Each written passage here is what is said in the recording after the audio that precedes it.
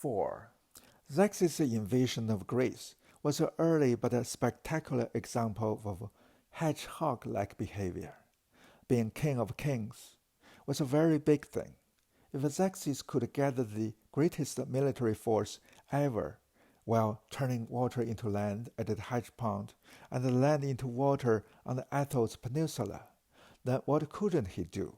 Why not, after conquering Greece, all of Europe?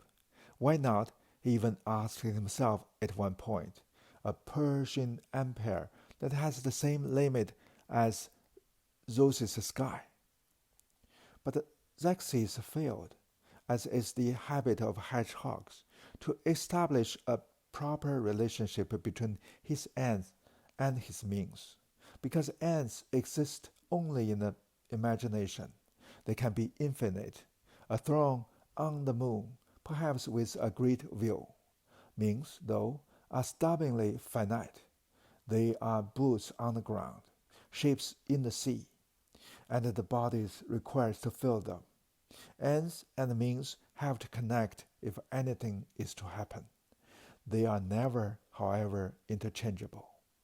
The only constraints Xerxes imposed on capabilities were his own aspirations. He hoped for the best, assuming that it could be the worst.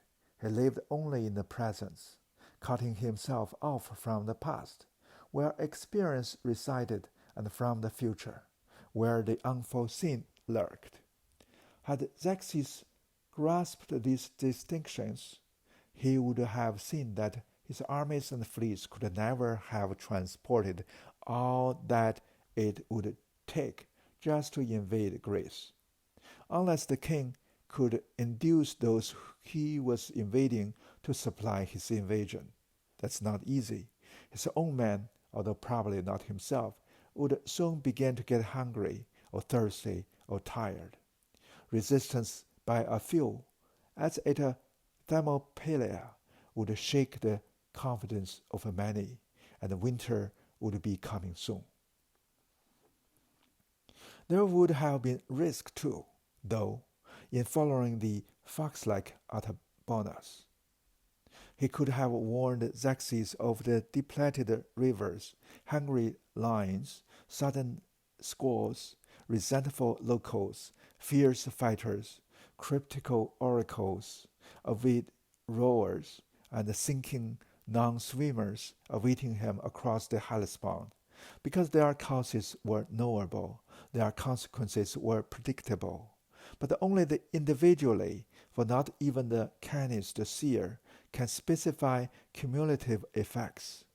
Little things add up in unpredictably big ways, and yet leaders can't let uncertainties paralyze them.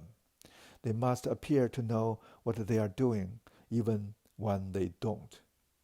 Xerxes carried this principle to a ferocious extreme. When Philetus, the Lydian, provided all the troops and the treasure the king had requested for the invasion, save only the service of his eldest son, Xerxes found a way to show unforgettably his resolve. He had the young man bisected, and then ordered his armies to march between the bloody halves. There left no doubt as to Xerxes' determination. But this literal red line locked him in.